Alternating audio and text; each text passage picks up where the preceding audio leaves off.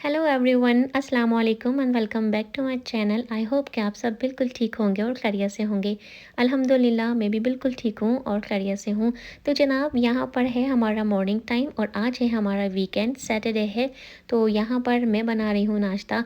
आज हम नाश्ता करेंगे थोड़ा सा हैवी, क्योंकि आज मुझे करने हैं बहुत सारे काम। आज मुझे जाना है ग्रोसरी करने के लिए, और ये ग्रोसरी है स्पेशली रमज़ान की ग्रोसरी। और सबसे पहले तो मैं नाश्ता करूँगी। नाश्ता करने के बाद पूरा किचन को मुझे क्लीन करना है, सारी चीज़ें जगह पर रखनी है। किचन को पूरा क्लीन करने के बाद फिर मुझे अपने दोनों फ्रिज को चेक करना है। आई मीन फ्रिज जो रेगुलर मेरा रेफ्रिजरेटर है ऊपर किचन में। और फिर उसके बाद जाके मुझे नीचे जो एली में मेरे पास एक छोटा सा फ्रीज़र है, उसको भी चेकआउट करना है कि मेरे पास कौन कौन सा सामान फ्रीज़र में ऑलरेडी है और कौन सी चीज़ें हैं जो मुझे परचेज़ करनी है। क्योंकि आज मैं जा रही हूँ रमज़ान के लिए स्पेशली ग्रोसरी करने के लिए, और जिस ग्रोसरी स्टोर में मैं जा रही हूँ वो यहाँ सैन फ्रांसिस्को से काफ़ी दूर है। मैं जा रही हूँ एक पाकिस्तानी ग्रोसरी शॉप में, जहाँ पे मोस्टली जो ग्रोसरी होती है वो तकरीबन 60 टू 80% हमारे पाकिस्तान से डिलीवर की जाती है, और बाकी जो चीज़ें हैं वो इंडिया से आती हैं या डिफरेंट कंट्री से भी आती हैं। तो मैं जब भी ग्रोसरी करने जाती हूँ, चाहे वो रेगुलर ग्रोसरी हो या ख़ास करके रमज़ान की स्पेशल ग्रोसरी हो, जाने से पहले मैं हमेशा अपना फ्रीज़र और फ्रिज दोनों को चेक करके जाती हूँ कि घर में कौन कौन सी चीज़ें ऑलरेडी मौजूद हैं और कौन सी चीज़ें हैं जो ख़त्म हो गई हैं, जिन्हें मुझे परचेज़ करना है। तो मैं आप लोगों को भी यही कहूँगी, आप लोगों को भी यही टिप दूँगी कि जब भी आप लोग ग्रोसरी करने जाते हैं तो एक बार ज़रूर अपने फ्रिज को चेक करके जाया कीजिए कि आपके पास ऑलरेडी कौन सी ग्रोसरी है जो मौजूद है। तो मेरा जो फ्रीज़र है वो ऑलमोस्ट क्लीन ही था, तो यहाँ पर मैंने बस ग्रीन जो आपने टॉवल देखा था उसकी हेल्प से मैंने अपने पूरे फ्रीज़र को एक दफ़ा क्लीन कर लिया था। क्लीन करने के बाद यहाँ पर जो सारा मीट था, ज़्यादातर इसमें चिकन है, वो मैंने एक बैग में करके एक साइड पे स्टोर कर दी है। और बाकी जो ब्रेड है, ज़्यादातर जो आप देख रहे होंगे वो मैंने ब्रेड जो है वो स्टोर की हुई है, क्योंकि मैं जब भी ब्रेड वगैरह परचेज़ करती हूँ तो हम लोग बल्क में चीज़ें बाई कर लेते हैं। जैसे मैंने आपसे पहले भी शेयर की है ये बात। मैं जो रेगुलर जो अपनी ग्रोसरी होती है वो मैं कॉस्को से करती हूँ, और कॉस्को यहाँ पे एक बहुत बड़ा वेयर हाउस है, तो वहाँ पे बल्क में चीज़ें मिलती हैं, पैकेट जो ज़्यादा होते हैं। तो इस तरह से मैं उनको फ्रीज़र में स्टोर कर लेती हूँ। अगर आपने भी कभी फ्रीज़र में ब्रेड वगैरह स्टोर नहीं किए तो आप लोग करके देखिएगा, बहुत ज़्यादा फ्रेश रहती हैं। आपको सिर्फ करना ये होता है कि आप एक दिन पहले रात में फ्रीज़र में से ब्रेड, नान पहले से आप निकाल के रात में बाहर रख दीजिए, तो जब आप सुबह उठेंगे तो आपकी जो ब्रेड है बिल्कुल फ्रेश होगी। तो ये तो हो गई एक छोटी सी टिप। तो यहाँ पर अब मैं आ चुकी हूँ ग्रोसरी करने के लिए। तो ये जो ग्रोसरी स्टोर है, इसमें ज़्यादातर जो सामान आपको नज़र आ रहा है वो मोस्टली सामान हमारे पाकिस्तान से डिलीवर किया जाता है। ये स्टोर मेरे घर से काफ़ी दूर है, आई मीन सैन फ्रांसिस्को से ऑलमोस्ट 45 मिनट्स की राइड है। तो मैं यहाँ पे कभी कभार चली जाती हूँ जब मुझे हस्बैंड ऑफ़र करते हैं, ख़ासकर ऐसे मौक़ों पर जैसे जब रमज़ान की आमद होती है या ईद की आमद होती है। और यहाँ पे मेरे पास जो हमारी देसी ग्रोसरी होती है, जब वो ऑलमोस्ट ऑलमोस्ट सारी ख़त्म हो जाती है, तो फिर मैं यहाँ पे इस तरह से इतनी दूर और बड़े ग्रोसरी स्टोर्स में आती हूँ कि जब मुझे कुछ ज़्यादा सामान परचेज़ करना होता है तो अभी मैं यहाँ पे आई थी क्योंकि आपको पता है अल्हम्दुलिल्लाह रमज़ान की आमद है। तो रमज़ान के लिए मुझे कुछ चीज़ें परचेज़ करनी थी, और कुछ वो चीज़ें भी परचेज़ करनी थी जो ख़ासकर इसी स्टोर में मिलती हैं। जैसे हमारे पाकिस्तानी कुकीज़ हो गई, हलाल गमी बेयर्स हो गई, कुछ मिठाइयाँ होती हैं। और वैसे तो अब हमारे पास यहाँ पे मिठाइयाँ बहुत ईज़िली अवेलेबल हैं, लेकिन समटाइम्स क्या होता है कि अगर हम लोग अपने करीबी स्टोर से परचेज़ करते हैं तो वो इतनी फ्रेश नहीं होती हैं। तो यहाँ पे आने का मकसद यही था कि ऐसी चीज़ें जो हमें दूसरे स्टोर्स में इतनी ईज़िली अवेलेबल नहीं हैं या फिर इतनी फ्रेश नहीं मिलती हैं, तो मैं यहाँ से परचेज़ कर लूँ। तो अभी हम लोग रास्ते में हैं, और मैं घर जाके आपको दिखाऊँगी कि मैंने कौन-कौन सी ग्रोसरीज़ जो हैं वो परचेज़ की हैं। अच्छा, यहाँ पर मैं आप लोगों के साथ एक बहुत ही ज़्यादा इम्पॉर्टेंट बात शेयर करना चाहती हूँ। देखिए, रमज़ान का जो असल मकसद है वो सिर्फ़ यही है कि हम अल्लाह के करीब हो जाएँ और अपना ज़्यादा से ज़्यादा वक़्त इबादत में सर्व करें, अपनी इस्लाह करें, अपने वक़्त को ज़्यादा से ज़्यादा हम नेकियों में और नेकी के कामों में अपने वक़्त को ज़्यादा से ज़्यादा हम स्पेंड करें, अल्लाह की इबादत करें, और अगर जितना हमसे हो सके हम दूसरों की मदद करें। जिस तरह से हम सभी को मालूम है, जो पूरी दुनिया में, जो पूरी वर्ल्ड में जो ग्लोबल महंगाई हुई है, हर शख्स परेशान है। तो यहाँ पर मैं आप लोगों से यही बात शेयर करना चाहूँगी कि अगर जितना भी आप लोगों से हो सके अपने आस-पास लोगों को देखिए, थोड़ी-सी तवज्जो दें कि हो सकता है कोई आपका पड़ोसी, कोई आपके रिश्तेदारों में परेशान हो, तो जितनी आपसे हो सके, जितना मुमकिन हो, आप उसकी हेल्प ज़रूर करें। और आप लोगों के साथ ये बात शेयर करने से पहले मैं खुद इस बात पर अमल कर चुकी हूँ, इसलिए ये बात मैं आप लोगों से शेयर कर रही हूँ। चलें, ये तो हो गई एक दिल की बात। अब दोबारा से टॉपिक पे बात करते हैं, रमज़ान से रिलेटेड। तो देखिए, रमज़ान का जो असल मकसद है वही, जैसे मैंने आप लोगों के साथ शेयर किया, सिर्फ़ और सिर्फ़ अच्छाई के काम करना, इबादत करना।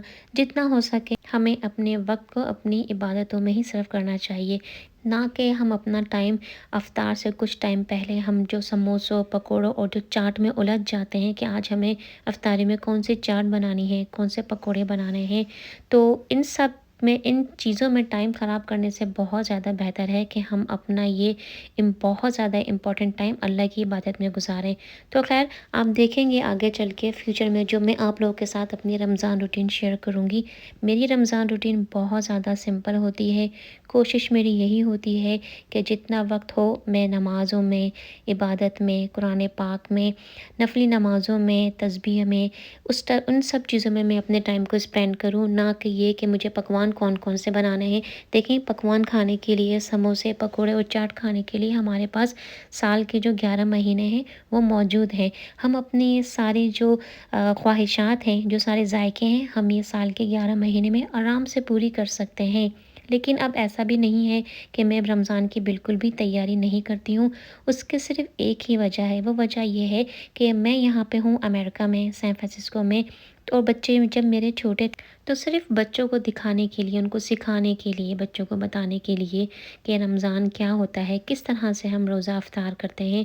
तो सिर्फ़ उनका अटेंशन, उनकी एक इंटरेस्ट बिल्ड करने के लिए मैं पूरा इफ्तार का इत्माम किया करती थी। लेकिन अब कुछ सालों से मैं ऐसा नहीं करती, क्योंकि माशाल्लाह दोनों बच्चे समझदार हैं। उनको रमज़ान की अहमियत का पूरा अंदाज़ा है, पूरी नॉलेज है। तो अब मेरी रमज़ान की रूटीन बहुत ज़्यादा सिंपल होती है। लेकिन इस बात का ये मतलब बिल्कुल नहीं है कि मैं रमज़ान का बिल्कुल भी एहतमाम नहीं करती। कुछ मैं थोड़े से पकवान बनाती हूँ और इंशाअल्लाह अपनी आने वाली वीडियो में मैं आप लोग के साथ ज़रूर शेयर करूँगी। अच्छा, और उन पकवान को बनाने का एक रीज़न ये भी है कि ज़ाहिर है हम यहाँ पे अमेरिका में हैं, तो जो सहूलतें इंडिया, पाकिस्तान में हैं कि आप इफ्तार के टाइम पे कोई भी चीज़ बाज़ार से रेडीमेड ला सकते हैं और एंजॉय कर सकते हैं, वो चीज़ें हम यहाँ पे नहीं कर सकते। तो एक ये भी रीज़न है जो मैं थोड़ी बहुत तैयारी रमज़ान की घर में करके रखती हूँ, जो मैं इंशाअल्लाह आप लोगों के साथ ज़रूर शेयर करूँगी। तो अब यहाँ पर मैं आपको दिखाती हूँ ग्रोसरीज़ जो मैंने परचेज़ की थी, ख़ास करके रमज़ान के लिए। तो पहले तो आप मिठाइयों के बॉक्सेस देख रहे होंगे। अब हमारे पास अल्हम्दुलिल्लाह पाकिस्तान की जो मिठाइयाँ हैं वो बड़ी आराम से ईज़िली अवेलेबल हैं, तो हमें आराम से हम लोग परचेज़ कर लेते हैं। तो मैंने यहाँ पे ली थी कुछ दालें और कुछ जो साबुत हमारा मसाले होते हैं, जैसे धनिया है, साबुत ज़ीरा है और कुटी हुई मिर्चें हैं। अच्छा, तो ये सारा जो मसाले होते हैं ना, ये मैं खुद घर में लाके पीसती हूँ, खुद घर में ग्राइंड करती हूँ, क्योंकि जो पिसे हुए मसाले जो हमको पैकेट में मिलते हैं, मुझे ऐसा लगता है कि वो इतने टाइम से पिसे हुए रखे होते हैं, तो उसमें वो खुशबू जो है, वो जो जायका है वो नहीं होता। और इसके अलावा मुस्कान ने ये पिक की थी हलाल गमी बियर्स, और ये हैं पाकिस्तान की। जैसे मैंने कहा था, इस स्टोर में जाने का मकसद यही था कि आपको बहुत सारी ऐसी चीज़ें मिलती हैं जो हमारे पाकिस्तान की होती हैं, जो हमें यहाँ पे रेगुलर स्टोर्स में अवेलेबल नहीं होती। तो मुस्कान ने ये हलाल गमी बियर्स पिक की थी। इसके अलावा मैंने नान पिक किए थे, फ्रोज़न नान, क्योंकि अक्सर रमज़ान में इफ्तार के टाइम पे मैं सिर्फ़ खजूर से और शरबत से रोज़ा इफ्तार कर लेती हूँ, और हम लोग खाने में फिर डायरेक्ट हम लोग खाना खा लेते हैं मगरिब की नमाज़ अदा करने के बाद। और तो यहाँ पर मुस्कान ने कुछ पाकिस्तान की जो कुकीज़ होती हैं वो पिक की थी। जो मैंने आपसे मिठाई का ज़िक्र किया, ये कुछ मिठाइयाँ थी वो मैंने पिक की थी। तो ये सारा सामान जो फ्रीज़र में रखने का है वो तो फ्रीज़र में मैं रख दूँगी, और यहाँ पर अब जो दालें मैंने पिक की थी वो मैं यहाँ पे कंटेनर्स स्टोर कर रही हूँ। अच्छा, दालें स्टोर करने के लिए मेरे पास ये स्टील के कंटेनर्स हैं जो बहुत अच्छे रहते हैं और इनमें कोई भी जो जैसे दालें ख़राब हो जाती हैं या समटाइम दालों में कीड़ा लग जाता है तो ऐसा कुछ नहीं होता। लेकिन आपको एहतियात करनी होती है कि जब भी आप दाल निकालें तो मेक श्योर कीजिए कि आपके हाथ साफ़ हों, हाथ आपके गीले ना हों, ड्राई हों।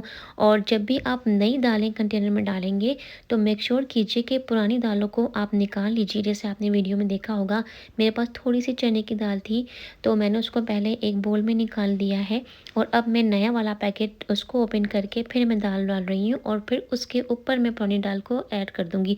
दाल बहुत थोड़ी सी थी पुरानी वाली, इसीलिए मैंने उसी दाल में ऊपर ऐड कर दी है। समटाइम्स अगर मेरे पास पुरानी दालें ज़्यादा होती हैं तो फिर मैं उन्हें प्लास्टिक बैग में या ज़िप-लॉक के बैग में डाल के फिर मैं कंटेनर के ऊपर रख देती हूँ। तो ये एक छोटी सी टिप है, आप लोग ज़रूर इसको फॉलो कीजिएगा। इसको फॉलो करने से क्या होता है, समटाइम्स जो हमारी दालें डिफरेंट ब्रांड्स की भी आ जाती हैं, समटाइम्स हमारी दालें डिफरेंट साइज़ की आ जाती हैं, तो दोनों जो दालें होंगी आपकी नई दाल और पुरानी दाल आपस में मिक्स नहीं होगी। तो मैं अक्सर ऐसा करती हूँ। अगर आप लोगों ने कभी ऐसा नहीं किया है तो करके देखिएगा। आपको थोड़ा-सा चेंज भी लगेगा क्योंकि अक्सर हम जब दालों को जब गलाते हैं तो आप कभी नोटिस कीजिएगा, कुछ दालें अगर आप नई और पुरानी दालों को मिक्स कर देंगे तो दालों को कुक करने में भी जो टेक्सचर होता है वो थोड़ा डिफरेंट होता है। तो जनाब, ये तो हो गई एक छोटी सी टिप जो मैंने आप लोगों के साथ शेयर की है। यहाँ पर मैंने एक-एक करके सारी दालें अपने कंटेनर्स में डाल दी हैं। तो ये कैबिनेट तो मेरा बिल्कुल सेट हो चुका है। अच्छा, मैंने यहाँ पे सेवइयाँ भी पहले से पिक कर ली थी। तो ये सेवइयाँ ईद के लिए नहीं हैं, अक्सर रमज़ान में जैसे मैंने आपसे कहा कि मेरी रूटीन बहुत सिंपल सी होती है, तो मैं अक्सर ये भी करती हूँ कि जैसे बिरयानी या कोरमा बना लेती हूँ और साथ में कुछ मीठा बना लेती हूँ। तो फिर वो डायरेक्ट हमारा इफ्तार भी हो जाता है और रात का खाना भी हो जाता है। तो इसलिए मैंने ये सेवइयाँ परचेज़ की थी। तो मेरे घर में जो ख़वामी सेवइयाँ होती हैं, जिसे हम सेवइयों का ज़र्दा कहते हैं, वो सभी को पसंद है। तो इसलिए इस वजह से मैंने सेवइयाँ अभी से बाय कर ली थी। इसके अलावा रूह अफ़ज़ा मैंने परचेज़ किया था, कुछ मसाले मैंने परचेज़ किए थे और आटा भी मैंने परचेज़ किया था जो मैं गाड़ी में से लाना ही ऊपर भूल गई थी, जो मैं नेक्स्ट डे लेके आई थी। तो ख़ैर आने वाले जो व्लॉग होंगे इंशाल्लाह मैं उसमें आप लोग के साथ रमज़ान की जो प्रिपरेशन करूँगी, कुछ जो मैं कुकिंग करती हूँ, मैं भी आप लोग की तरह से समोसे और रोल्स वग़ैरह बनाती हूँ, वो भी मैं आप लोग के साथ शेयर करूँगी। और रमज़ान से पहले रमज़ान की प्रिपरेशन करने का मकसद सिर्फ़ यही होता है कि हम आसानी से जब रमज़ान आए तो अपना सारा वक्त इबादत में गुजार सकें और इतना ज़्यादा काम का लोड ना हो, ताकि हम अपनी इबादतों को बहुत ही असरअंदाज तरीके से, बहुत ही फ्रेश होकर और बहुत ही दिल से सारी इबादतें हम अपनी अदा कर सकें। तो जनाब, ये था आज का व्लॉग। उम्मीद करती हूँ कि आपको ये वीडियो पसंद आई होगी। वीडियो अच्छी लगी हो तो वीडियो को लाइक ज़रूर कीजिएगा। अगर आप तक मेरे चैनल पर नए हैं तो चैनल को सब्सक्राइब ज़रूर कीजिएगा। ये जो मैं आप लोगों के साथ क्लिप शेयर कर रही हूँ, ये नेक्स्ट डे मॉर्निंग के क्लिप्स हैं।